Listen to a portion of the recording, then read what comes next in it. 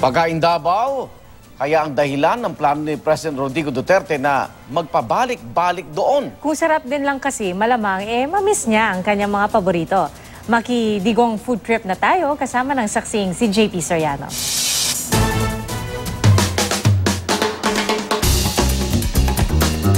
Hindi kailangang makontento sa pagpapaselfie lang sa bayan ng presidente. Dahil sa Davao City, pwedeng mag-food trip ala Digong. First stop, ang hotel na ito kung saan nagpapatawag ng meeting ang dating mayor para diretso dinner na. Painitin ang tiyan with menseng lomi.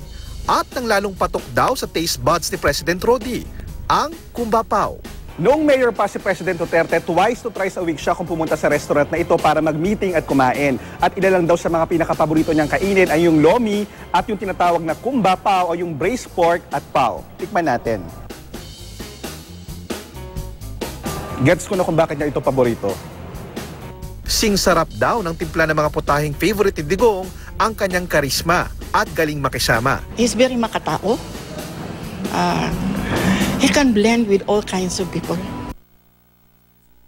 Next stop dito. Tampok ang paborito ng Pangulo na tuna kinilaw at ang tinatawag na bagaybay. Mga putahing naging daan sa pagiging malapit ni Digong kay Nanay Luz. Kaya tinulungan siya ng dating alkalde nang masunog ang kainan. Oo nga't nasa palasyo na at masarap din ang mga luto. Pero sa sarap ng aking natikman, kahit ako, magpapabalik-balik sa Davao City. Ako si JP Soriano, ang inyong saksi.